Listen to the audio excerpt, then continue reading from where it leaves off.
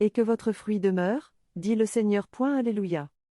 Évangile de Jésus-Christ selon saint Marc. Après son arrivée au milieu des acclamations de la foule, Jésus entra à Jérusalem, dans le temple.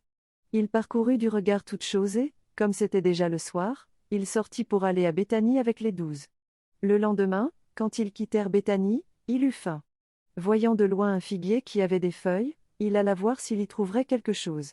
Mais, en s'approchant, il ne trouva que des feuilles, car ce n'était pas la saison des figues.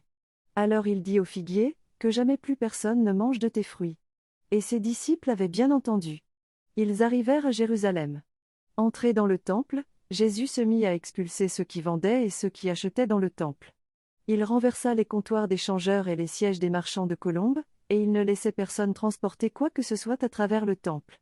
Il enseignait, et il déclarait aux gens, « L'Écriture ne dit-elle pas, ma maison sera appelée maison de prière pour toutes les nations ? Or vous, vous en avez fait une caverne de bandits. » Apprenant cela, les grands prêtres et les scribes cherchaient comment le faire périr. En effet, ils avaient peur de lui, car toute la foule était frappée par son enseignement. Et quand le soir tomba, Jésus et ses disciples s'en allèrent hors de la ville. Le lendemain matin, en passant, ils virent le figuier qui était desséché jusqu'aux racines. Pierre, se rappelant ce qui s'était passé, dit à Jésus, « Rabbi, regarde, le figuier que tu as maudit est desséché. » Alors Jésus, prenant la parole, leur dit, « Ayez foi en Dieu.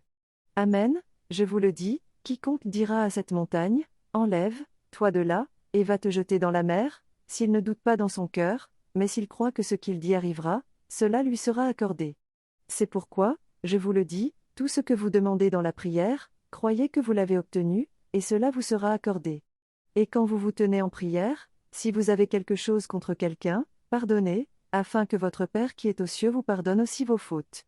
Acclamons la parole de Dieu.